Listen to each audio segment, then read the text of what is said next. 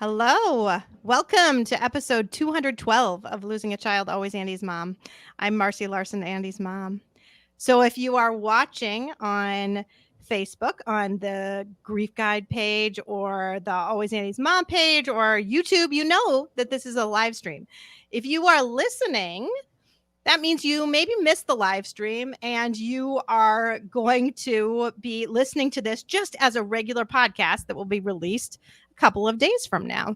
So I'm going to take this opportunity because Gwen and I know what the next one is and when the next one is. So I'm going to announce it right now. So our next one is the week of Thanksgiving here in the United States.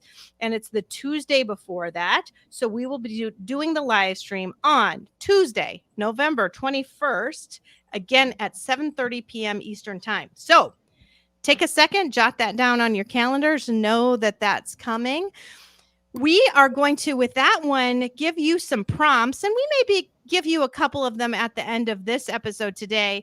Some prompts because we want people to write in to some answers to some of these statements that we're going to give. Gwen came up with a bunch of good ones so that we can just have kind of discussion, and it will be around thankfulness and gratefulness and just some other things related to the family. But for now, I am so excited for this topic. In fact, Gwen's sort of been laughing at me over the last week because I am so excited for this live stream. And she said, you're putting a lot of pressure on this live stream, and I sort of am. I hope it meets your expectations. I know, because my expectations are super high. Mm-hmm. So talking about today is vulnerability in grief and being vulnerable in your grief. And I just cannot tell you enough how much you can be blessed if you are open to being vulnerable. Mm-hmm. Mm-hmm.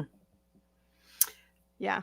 Yeah. Blessed, and sometimes we take a risk and we could be wounded. So I want to be, sure. Maybe I'm not trying to rain on your parade, but I do believe the blessings come, and we'll talk about that.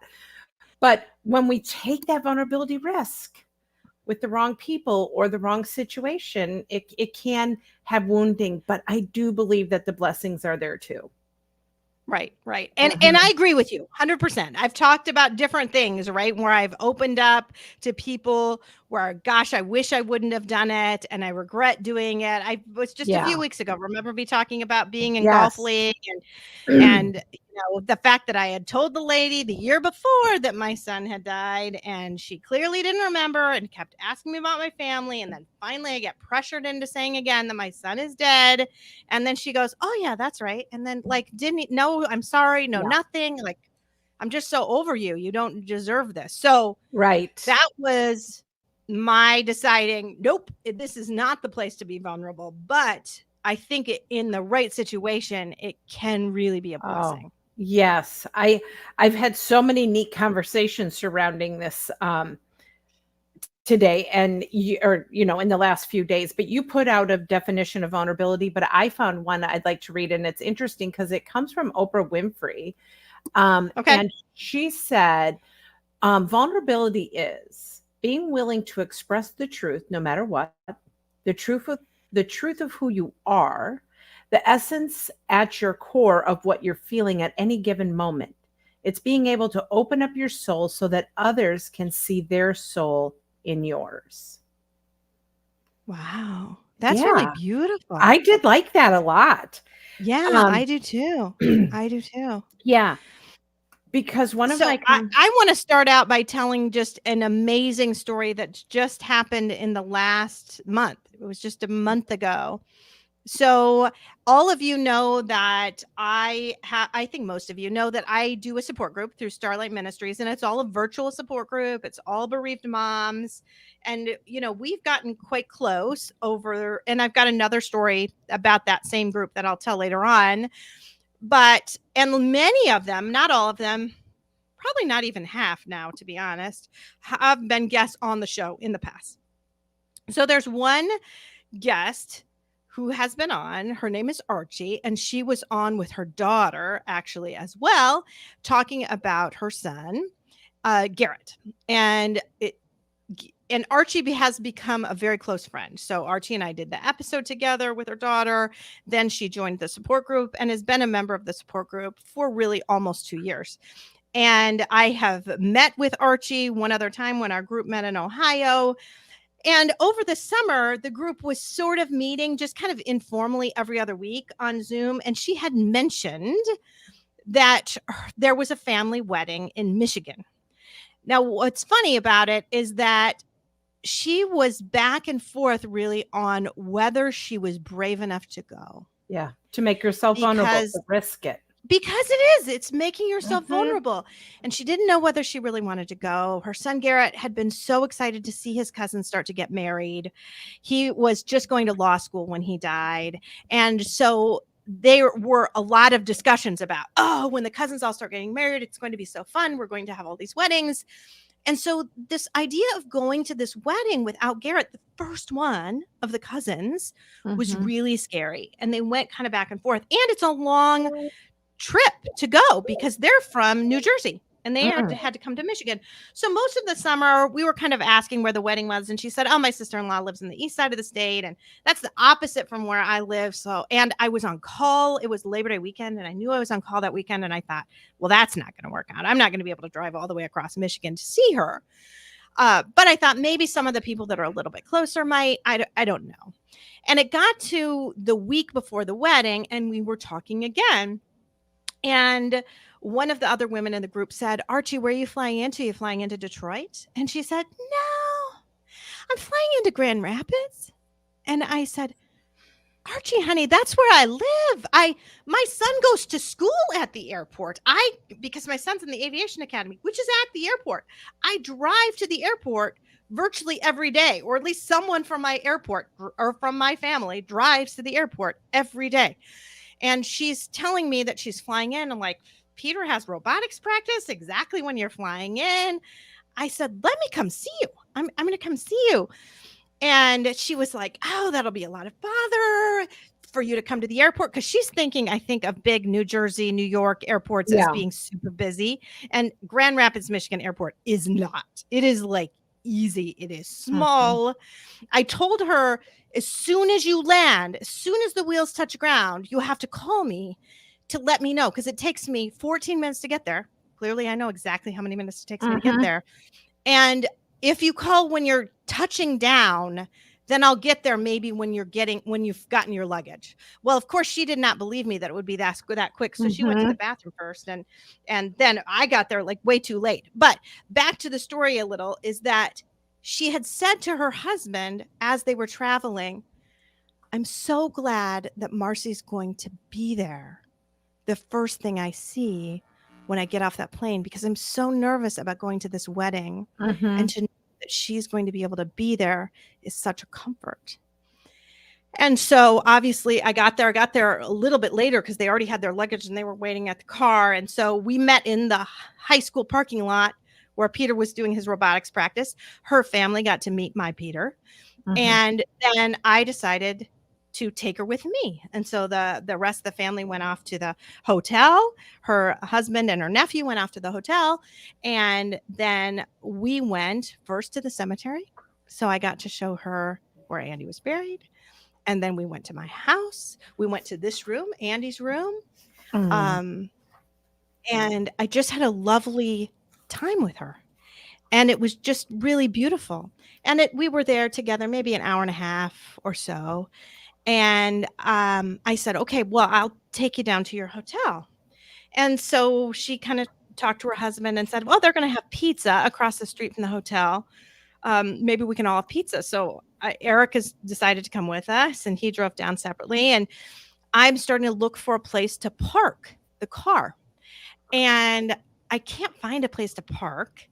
And then I remember, the church, St. Andrew's Cathedral, where Andy sang virtually all of his concerts. My boys sang all of the concerts at St. Andrew's, which was always a cool name anyway because of my Andrew. Right. So I said, their parking lot is close. And even though it's labeled like for the cathedral only, like I will be fine, right? I mean, I feel like I'm practically a member there for as much time as we spent there. So, and that's only a couple blocks away. And we get there and we realize then, because she said, the church is within walking distance of the hotel. I wonder if this is the church. And sure enough, it was the church. Oh, wow. Not Wow. only was at the church, they were having their rehearsal right then. So her family was in the church having the rehearsal. And it just hit me like, oh my word. Here this woman is from New Jersey. Mm-hmm. She has this random wedding going to in Grand Rapids in Michigan. And it's at the church where Andy sang all of his concert. I just thought, wow, that is just really was orchestrated, wasn't it? Right. And what a blessing that was that she allowed herself to be vulnerable to go to that concert, because look at what happened, And she said she texted me when she was at the wedding the next day and the organ was playing and then the piano was playing. And she said, Marcy, I can almost hear him. Like she felt like she could hear Andy. And if you listen, at the end of every episode that I do, if you listen all the way to the end, you hear Andy singing, and that's Andy singing in that cathedral to that organ that she was listening to. And I said to her, I was like, I just keep imagining Garrett and Andy watching this wedding together, and Garrett pointing out all of the members of his family, and Andy pointing out every little nook and cranny of that church that he knew so well.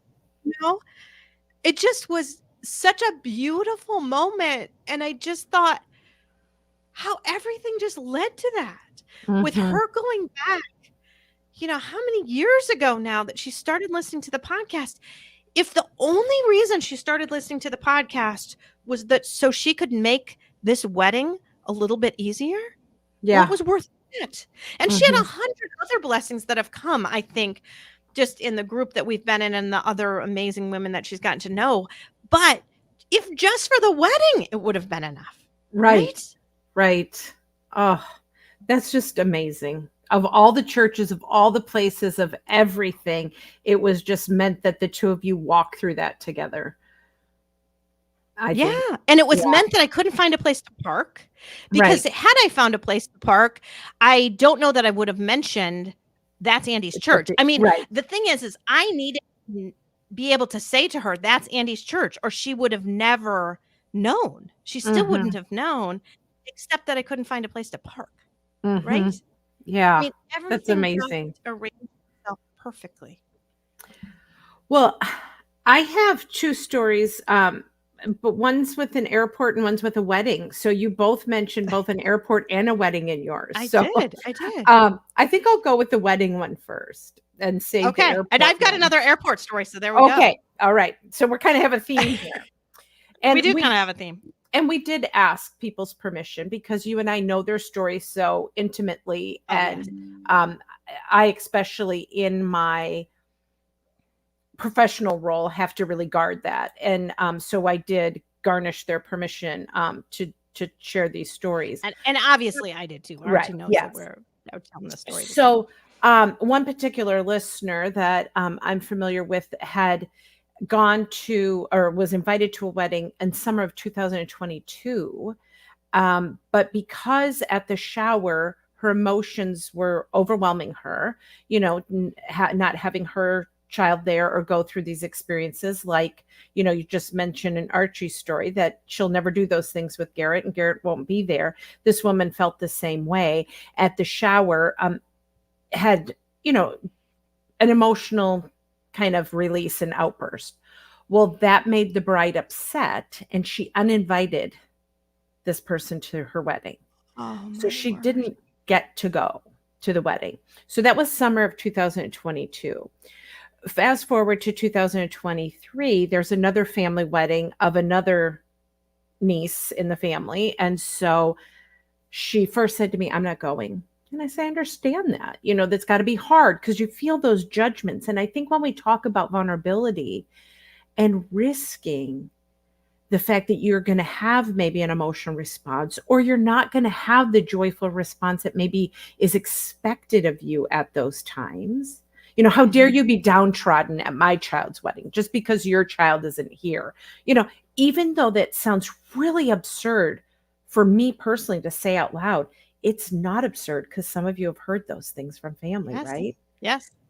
So, she wasn't going to go, but then she decided to risk it and to go Yeah. and risk the going and the judgments. She had a couple of goals. Her number one goal was to avoid triggers. So when things got to be too much or she knew she was triggered, she had, an escape or just kind of breathe through that or whatever her avoidance thing was. I think it was to walk away. She realized that nothing was really resolved with the family because sometimes when we decide to risk things, we risk it only when we know that it's going to be okay. But she didn't know if things were resolved. But anyway, No. she said, but she chose not to be angry. And, the seating made her vulnerable because she was sitting with some people who knew about the last uninviting. So everything about the whole day was really, really vulnerable. But, she said a few things that I just think our listeners could really, really glean from. Is she said she chose not to be hurt by them. She said part of her, she said they didn't know what they were doing. But she's glad she took the risk. She said she's glad she had the tools. And I love that because I know this particular person has done just a lot of work and developing tools and having herself prepared for these things. So she said, I took the risk, I had the tools, and I had an escape, knowing that she didn't have to stay all night, that she didn't have to put herself in this spot forever, but she knew she wanted to go for this family. And the blessing that she got is that during the watching the mother and her son dance, she cried because she won't do that with her son. Right. Yeah. And so Yeah. she said it was very emotional. And she said she learned a lot about her vulnerability. But what she did was she asked her other son to dance with her the next dance. And she said just allowed herself to experience that maybe that was her other son. We're dancing for you and I'm never going to do this with you. But she said she feels stronger. And she did set the other piece that she did tell me that I didn't mention is the boundaries that she had set in her vulnerability and going was that she didn't feel she could hug, lean into hugging them. But she said, I gave them the warm handshake with hands on both sides. That's a really good boundary. Yeah. That took a lot of work to do that. And so I just think that hearing her say that she learned a lot in her vulnerability. And then she said, I am so much stronger now. Well, I'm glad you said that about the hugs too, because I feel like for me, hugs are different now than they were before Andy's death. Right. Really. I feel like they just mean more. So I am more, I don't know. I don't give out hugs lightly. Right. And that's why it kind of bothers me at some events like that where everyone's just hugging each other and it doesn't really mean anything. Those superficial hugs bother me a ton. So I think that's probably that too, because at a wedding, everyone's hugging everyone. And do you really mean it like that? Maybe not. So I like that you mentioned that. Yes. And one of the other things about her story is that it's been 5 years for her too. So mirroring that, to your story, when we just in August had the 5-year for you, she said she felt the judgments were even going to be there because it had been 5 years. Right. So that's the other part about making yourself vulnerable is that you're going on the world's time frame of where they might think you should be at the 5-year mark. Yeah. Yeah. Yeah. But yeah, so I just thought that was a beautiful story to risk it, setting her boundaries, having her tools, having an escape. Yeah. Yeah, absolutely. Oh, I was looking at, I'm taking a tiny little pause here because I don't know that we are streaming on Grief Guide because it says it wasn't attached. So I tried to do that again, but maybe it is now. Maybe it is. Yeah, I think maybe it is now. Well, good, Okay. Good. So I would love for people to start writing in some of their comments about maybe times that they've been vulnerable and whether it's good or bad. So Karen just wrote in here. I love Oprah's definition of vulnerability, but the reality is that most people work very hard to keep their deepest vulnerability a secret. For us, we are defined by our greatest vulnerability. People can see right through us. 100%. Very, very true. Very, very true. So many other I, things in life we can just kind of keep, like I can hide this, but we can't hide the grief of our. that's so interesting because I just saw a teenage girl this week, and I just recommended that she see a therapist, and she'd seen a therapist one time, and apparently she sat there for 42 minutes and didn't say a word. So that was not good. Obviously, neither one of them said a word, which I think is really kind of weird that the therapist didn't say anything. But we talked about being open and trying to be vulnerable when you're seeing your therapist. And she said, "What do you think about me just doing a virtual one?" And I said, "Honey, I've known you a really long time. And I have a feeling if you do this virtually, you're going to be able to fake it really good for a whole hour and not really tell her anything." And what's funny is the girl gets a little smirk on her face and she grins. And I said, "I'm right, aren't I?" And she goes, "Yeah, you're right." Because that's what she was thinking she could do. She's like, Right. In her mind, she thought, if she just lets me do this online, I can totally fake it on a computer screen for an hour. But being in person with someone, that's going to be harder to do. It's going to be harder to really look somebody in the eye and sit in a space with them and hide that vulnerability. So, yeah.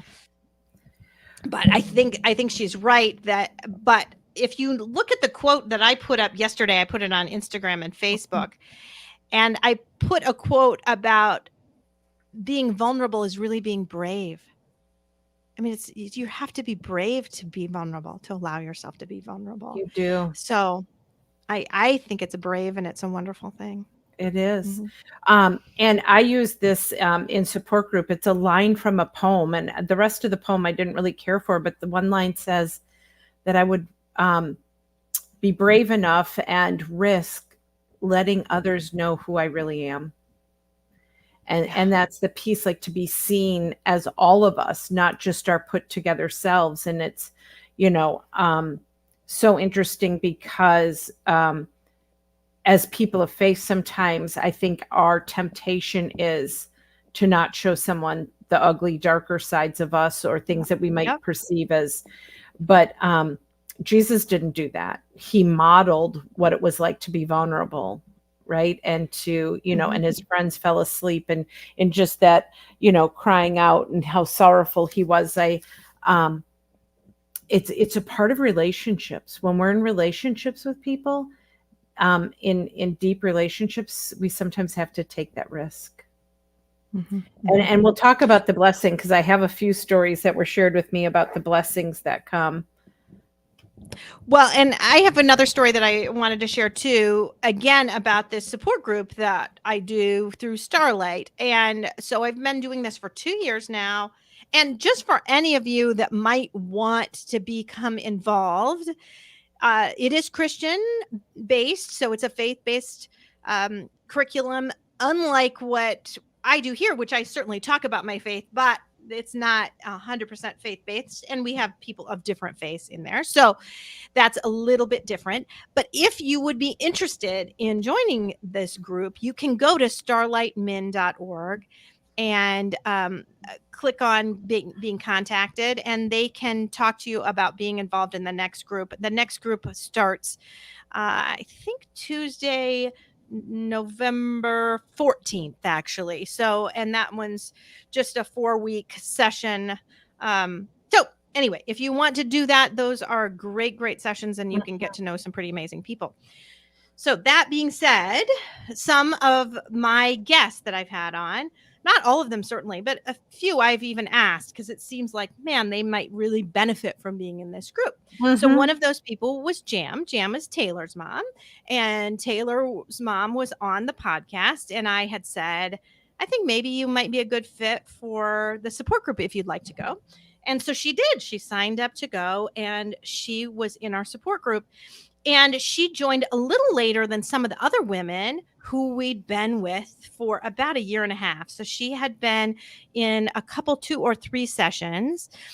And we had decided that we're going to get together. And so a lot of us had known each other a year and a half. Some of us, some people I'd met in person, but many I had not. And we planned this trip to Ohio where we were all going to go to Ohio. And Jam signed up to go on this trip. But at the last minute, she's sort of thinking, what am I doing? I don't know these women really. I mean, I've seen them a few times on Tuesday nights on a computer screen, but now I'm going to go on and spend 3 or 4 days with them.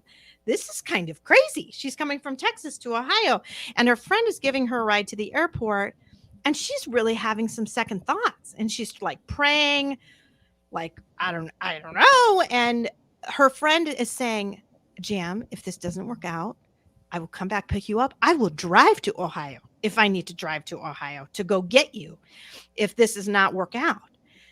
And she came, and by the next day for sure, she was talking about what a blessing it was. And, later she wrote how, we're now some of her very best friends. And that weekend of opening yourself up to being vulnerable and being with these strangers in this crazy space, what that could really do for your soul. And so even though it was super scary to do for all of us to do, I'm using her as an example only because she talked about how terrified she was. I think we were all a little bit terrified. And she gave me permission again to say this, but it ended up being just an amazing, wonderful blessing by opening yourself to being vulnerable. So you can sometimes just it just can be amazing. Yeah. Well, that reminds me of my story from last summer. Last summer, I went to a writers and speakers conference in Grand Rapids, and people come from all over the country to this conference. And so again, this was not grief related, but that whole thing of what have I got myself into? Is it going to be worth the money? What is, am I going to know anyone there? Am I going to be all by myself for a few days? But there was tables of, I think, 8 to 10. And the very first, conversation I had at the table, our table just kind of blended, and we were people from all over. There were 2 women from Ohio, a woman from Texas, a couple of us from Michigan, and a woman from Wichita, Kansas, and her name was Anne. And throughout the time we had meals together, we, were in worship together and just kind of talking about our professions or why we were here. And with Anne, she was a photographer, and she said, I'm here because my neighbor asked me to come. Or someone she knows, and she said, I just don't know what I'm supposed to be here for. I really don't, and that hasn't been revealed to me yet. So the end of 2.5 days together, and we're leaving, and she's waiting for an Uber, and she has a little apprehension about the Uber, and I can't remember what was going on. And I said, I'll drive you to the airport. And the Grand Rapids airport you were talking barely about. Out of the way. Right, exactly. And it's super easy to drop somebody off. Yeah, we were at Calvin College. We scooted down the Beltline. It was super easy. So she, I said, grab your bags and throw them in my car. Let's go. And so, she puts him in my car. And again, I'm not there at this conference in a professional like grief counselor setting. I was there as a speaker and writer and just kind of getting that information. So she didn't know a whole lot about me either. So we got in the car, and the first thing she said to me is, so why were you here? And I said, well, to be honest, I said, and I just kind of started telling her, I said, I'm a grief counselor, and this is what I do. And I've been, writing a book with someone, and, and she let me talk. And let me talk and let me talk. And she asked a few questions about grief and asked some more questions about grief. And then I get on fire when I talk about grief and how, the church doesn't do it right sometimes, and how we need to equip people to walk beside bereaved people, and just sharing my passion. Right. And when we got maybe a mile from the airport, I said, well, you've asked a lot. And she said, I can't believe this. I cannot believe this. She said, my son Josh died 2 years ago.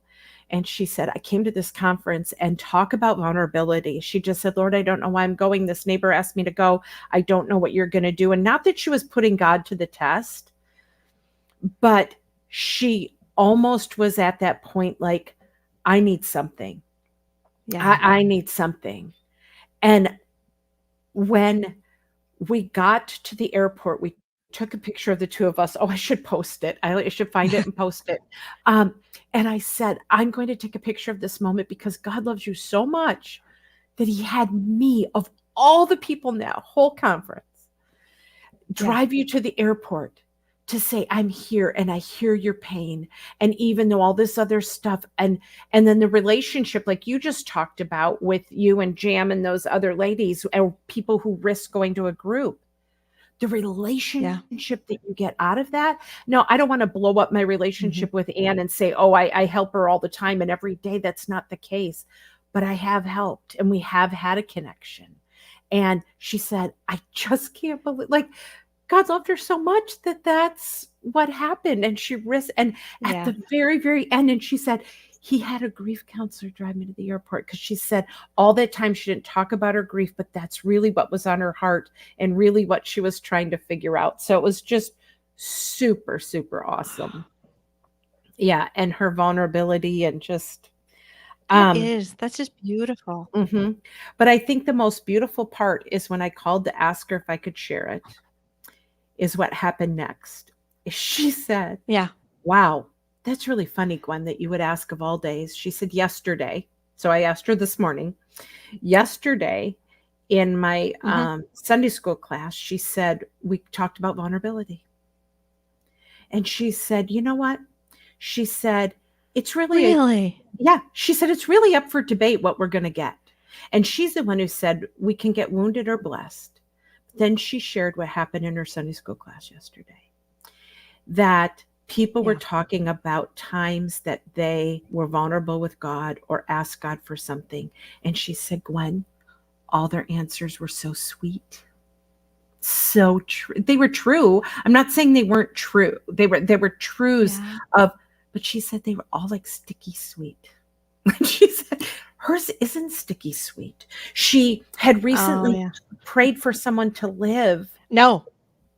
Who died. No, not sticky sweet at all. Yeah.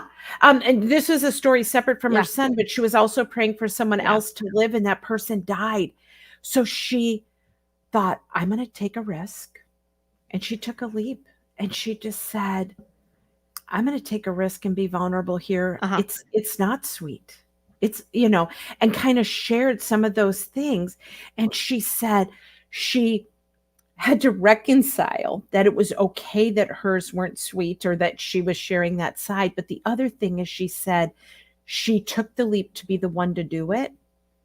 But when she did, so many other people shared and connected to the pain. And don't you find that so much? And some of you listeners know this, is we can share our blessings with people and they go, oh, great. Yeah. Okay. So great. That's wonderful. That's awesome. But when we share pain and we connect on that level, she said it was just a beautiful thing that happened. So I just thought, it's the second time how God just orchestrated it for the two of us to connect. And we had such a sweet conversation this morning. Well, and you're right in that the stories, the sugary sweet ones can be really hard. Like, I feel like my story with Archie is like amazing and awesome and wonderful. But when it comes down to it, we were talking about our dead sons hanging out together. That's not exactly cool, right? No. What did we spend our time doing? We went to the cemetery, and to my child who's been got to his bedroom, that is yeah, I mean, it's not like a happy story, but it is a story of being cared for. Yeah. Yeah, very much so. And Anne just said she's listening now, beautifully said, but she'll have to go back and listen to the other parts of the story when we, post it on Thursday. But thank you for allowing me to share that. But just that risk and like the setting. So we were talking about the setting of a wedding or the setting of a Sunday school class, or the setting where we have to risk to be vulnerable, even though you might think that a family wedding would be a safe place, or your Sunday school class, it still is it can be a very scary place. Oh, yeah. Mm-hmm. I remember talking to a mom that had gone to a family wedding, and this was very shortly after her child had died. And it was a little bit of controversy in the family. Her husband wanted to go, the kids wanted to go, she didn't want to go. But they went because she was sort of outnumbered. And the beautiful thing about this is that it was at a family member's house. And so what she ended up doing is she stayed inside. Mm-hmm. And she sort of looked out the window where she could see and not hear, and also not be seen.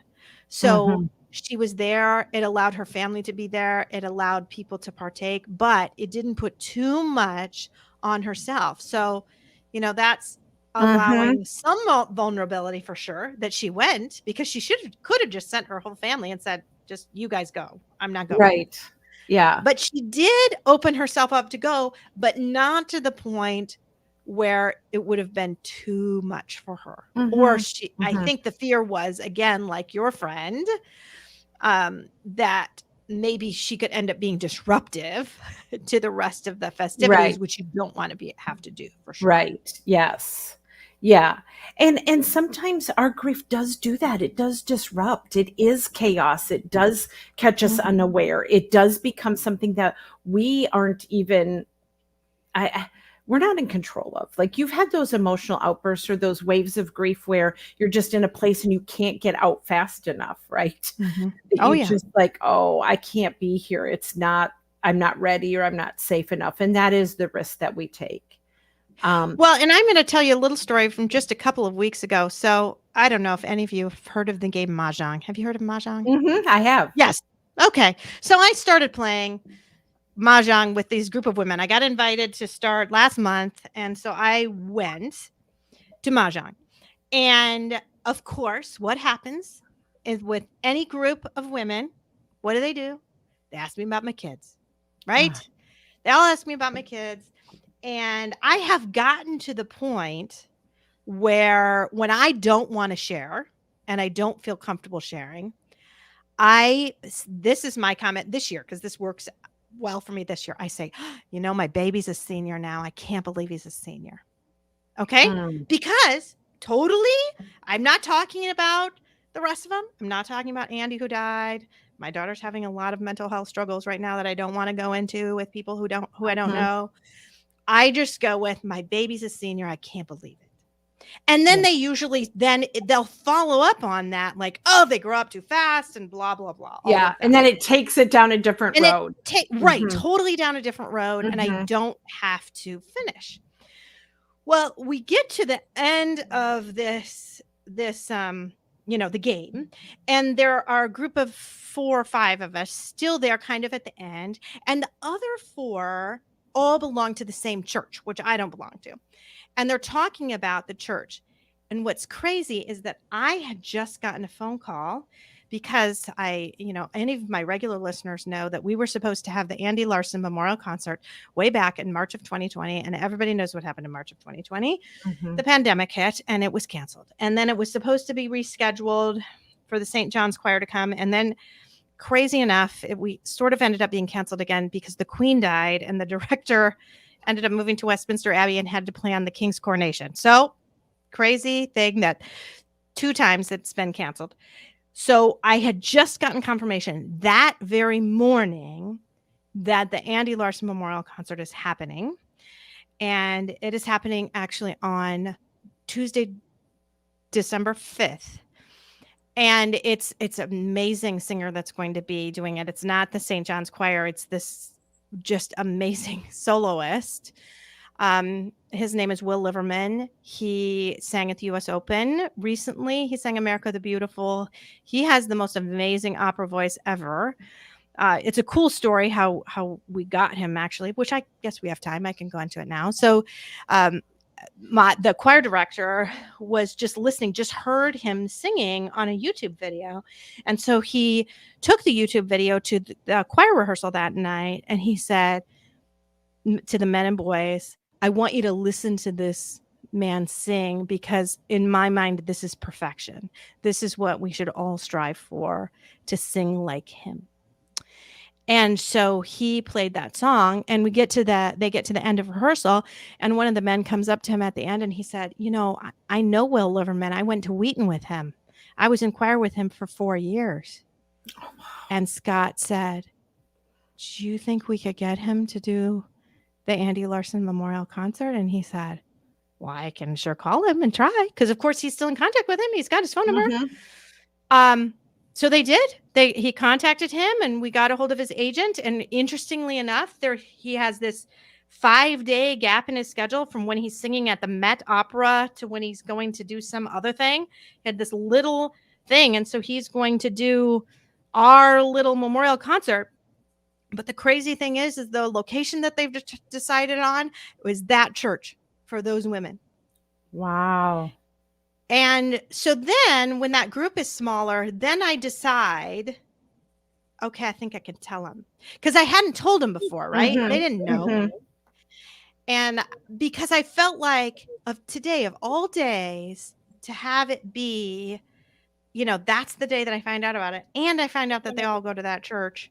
Okay, I'm going to open myself up to be vulnerable. Mm-hmm. And then it was such a blessing. And now I know that they're going to be able to kind of help with food and with all of this stuff. Like, I've got this whole little group of women that's like all jumping up and down to help make this concert a reality, because they all obviously teared up when I told them the story. Mm-hmm. They sort of had kind of, some of them had sort of remembered just hearing about it in the past. But again, I had to be ready to do that, right? So I didn't do it right away. But mm-hmm. once that opportunity came, like, I think this is the time to be open and vulnerable, then it was worth it. And then it happened. Right. Well, and sometimes we do keep things close to our chest because we are protecting them and ourselves. But again, when we do take the risk, there usually is a reward. There usually is something we get back. And as you were talking, when you said you made that decision, you weren't going to tell, I was thinking of, how many times do we as bereaved people, or I hear from bereaved people, well, you can come over, but I'm a mess, or I won't be any fun, but I guess I can, so we we set this tone like nothing good can come because of the state that I'm in. Yeah. I hope that's making sense. Like, I'm trying to think of. No, I think it is making sense. I mean, I didn't want these people to know that I was a bereaved mom, honestly, right? Yeah. I just wanted to play the silly mahjong game. Yeah. And just not be a bereaved mom for a little bit. Yep. And just allow yourself. Okay. So, and it's so funny how many times people say, well, I'm glad you came over today, even though I didn't have my makeup on, or even though I wasn't ready, or even though I wasn't any fun, or, because they try to put off those things because they aren't feeling, at the top of their game or their best. And it's just interesting how there's so many blessings when we just show up who we are. And I think that's what that part of that Oprah's definition of just who we really are. And just to say, this is me. Well, if anybody wants to post in comments right now who is listening on any time that they were blessed or not blessed by being open and vulnerable, it'd be a great time to do that. The other thing I just want to say is that I have now, over the last 4 years since doing the podcast, when it seems odd, but when I've been going on vacation, I've said this before, that I go on vacation and I end up meeting with bereaved parents. I meet with the bereaved parents who have been on my show, or like, this is just something that I do. And every time it's been an amazing blessing. I have gone to see, Chrissy's the first one, and then another woman in the support group. And then I've seen different people in different places. And next, in 2 weeks, I'm going to Toronto. And I have been to Toronto one time. Eric went to a medical conference shortly after Peter was born, and I went with him for a couple days, but I'm turning 50, big 50th birthday. And so I'm like, let's go to Toronto. So what am I doing in Toronto? But I'm meeting my friend Demetra for the first time, and I'm so excited about that. I mean, because overall, I feel like we've been open and vulnerable to each other in this kind of weird way, just via Facebook Messenger. You know, I'm having a rough day. She's having a rough day. We reach out to each other. So I'm excited to open up and give her a hug in person, really, and to be able to see her in person. And fortunately, I think it's the day after the anniversary of her daughter's death that I'm going to be there. And so I get to, even though it's not quite on the day, I feel blessed that I'll be able to sort of be a part of that with her, because she's going to be just still recovering from the hardness of that. And again, I'm going to go to Sick Kids Children's Hospital in Toronto, which I was telling you before we started recording. I think of all the hospitals across the world, I probably have the most parents whose kids were treated at Sick Kids in Toronto than anywhere else, just because, you know, there are lots of hospitals across the country, and there are some that have like 2 kids in it or whatever. But in Canada, a lot of kids from Ontario end up at Sick Kids because it's just a huge, huge hospital. And their bereavement director tends to tell people about the podcast. So I'm excited to be able to just see that space too, knowing how many kids, how many families that I've worked with have been in that space, and who that means a lot to them.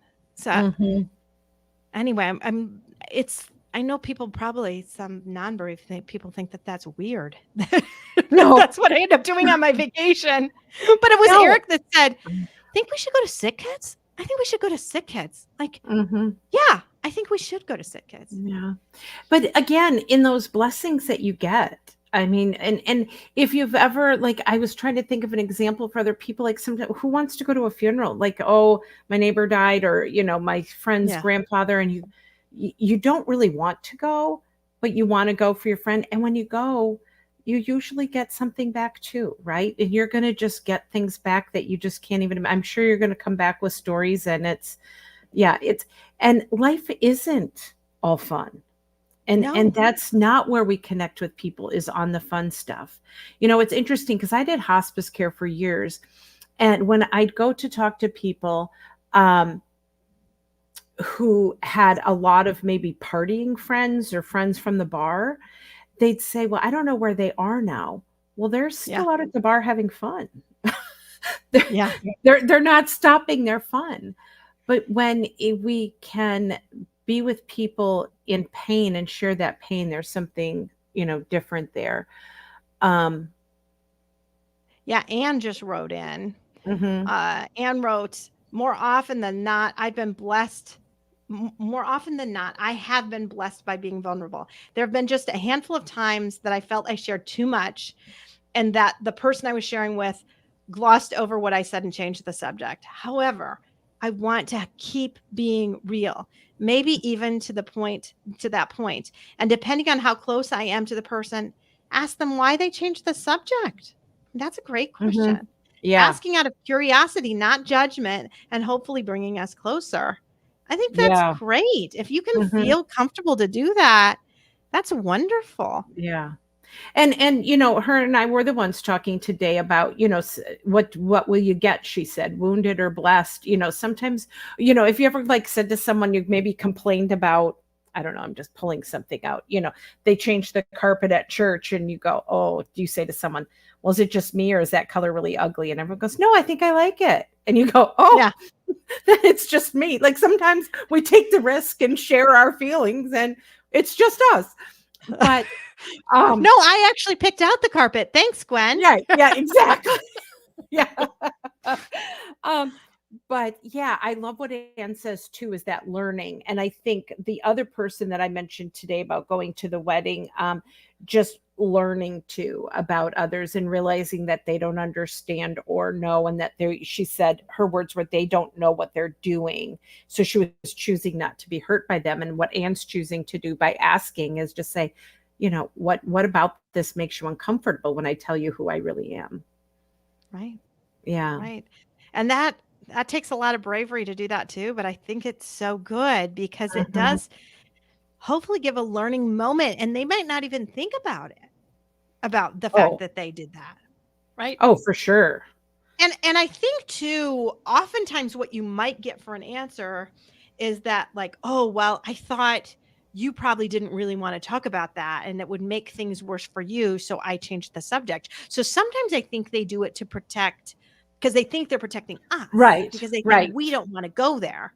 But Yeah. and it turns out that's not the thing at all. It's when they change the subject, it makes us feel like we've been ignored, like our Yes. feelings have not Yeah. been recognized. Right. But I also was thinking, Troy's comment up above, he said, my son had passed away, and then his girlfriend 19 days later. Sometimes when we have that kind of trauma, other people do get frightened by it. Like, Oh, yes.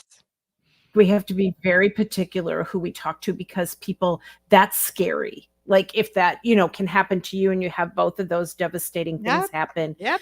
Like it's So there are sketchy. times that people, yeah, people will shy away from us. And, I'm glad he's found support and has his family and things that he can count on. But it's hard sometimes to share our stories. Mhm. Mhm. But I just think there's so much, the risk is worth the reward, and that we Yeah. are often, um, met with kind, caring people. Sometimes we're met by a surprise of someone that we didn't know had a similar story, or it opens Mhm. up to someone else knowing and saying, "Oh, that happened to me too." And then all of a sudden you're not all alone. Right. Yeah. Yeah, it's amazing how I have been blessed oftentimes when I'm just brave enough to say a couple of words, that all Mhm. of a sudden then they open up and Mhm. they let me know about other Mhm. things, Yeah. right? So I think besides the blessings and the risk, that we gain support, we gain Mhm.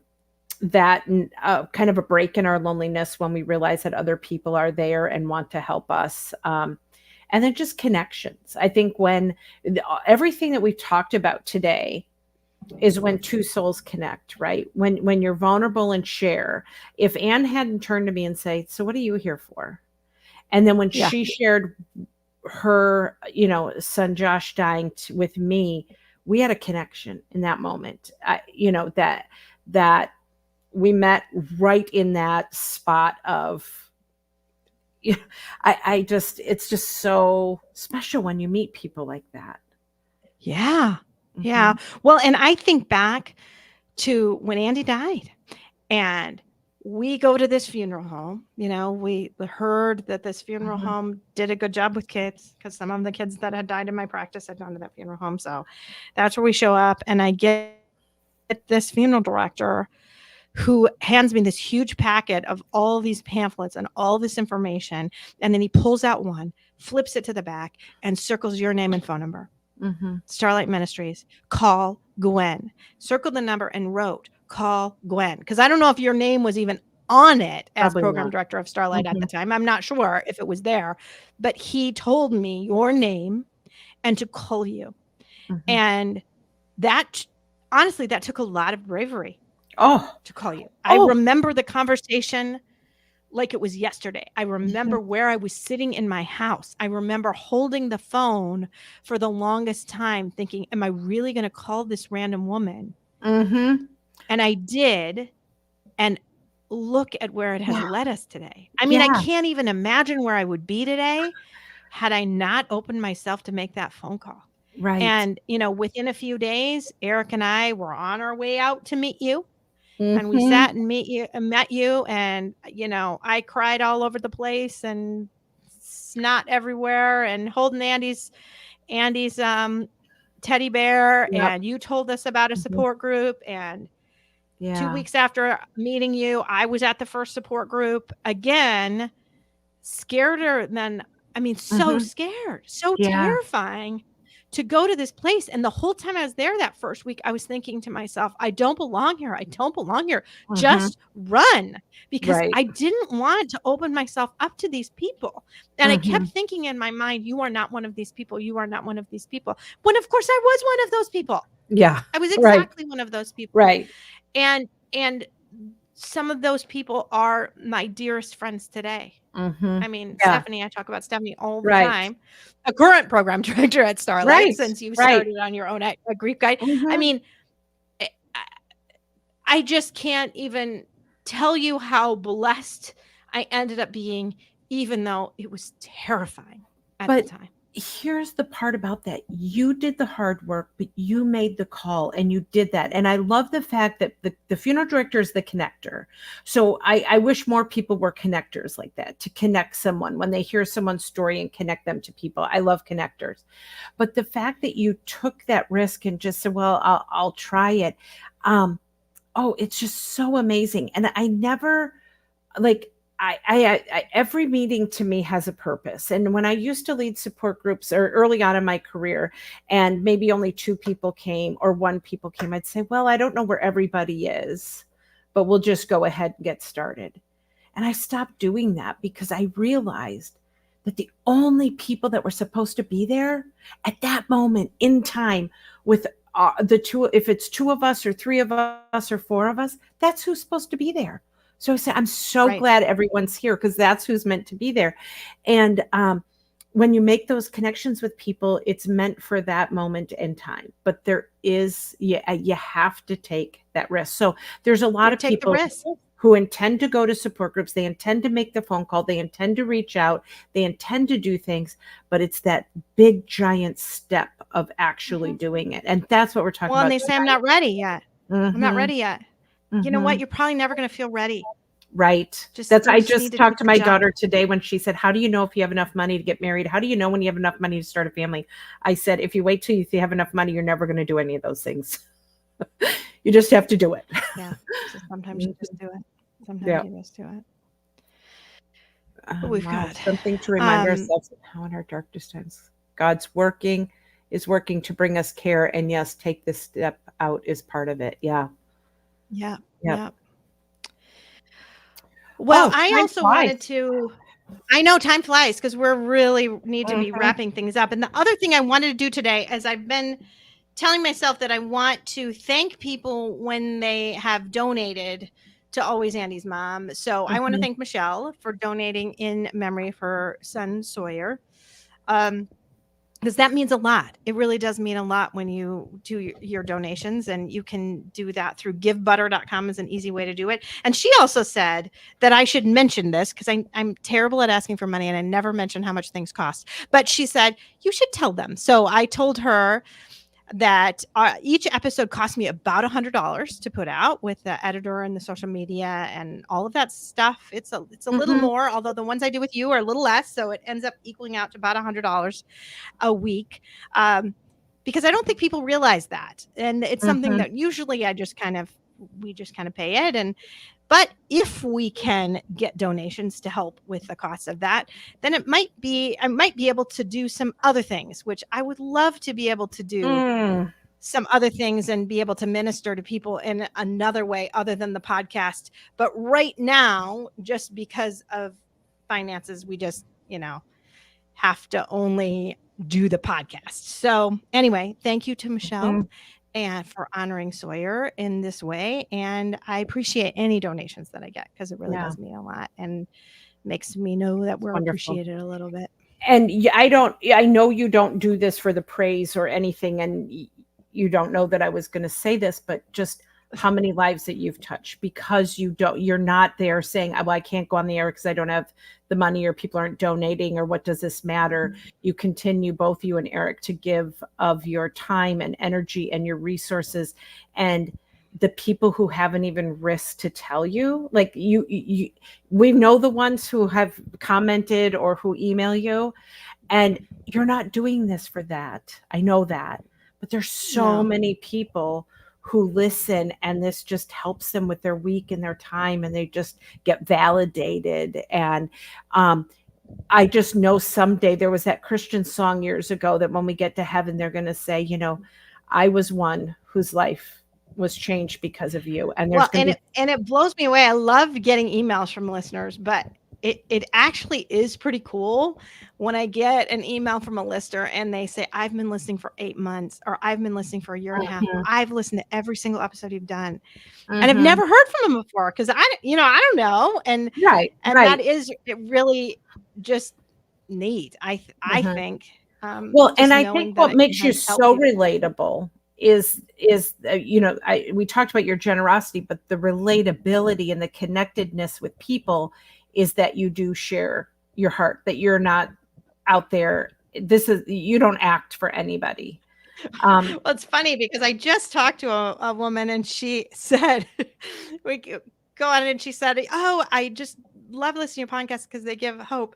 And then she started talking about like, oh, I started listening to those other ones and they just say, everything's okay. You're all okay. And they quote Bible verses and they do all this and everything's fine and you're all fine. And then you get on and you say, this just is terrible. This is awful.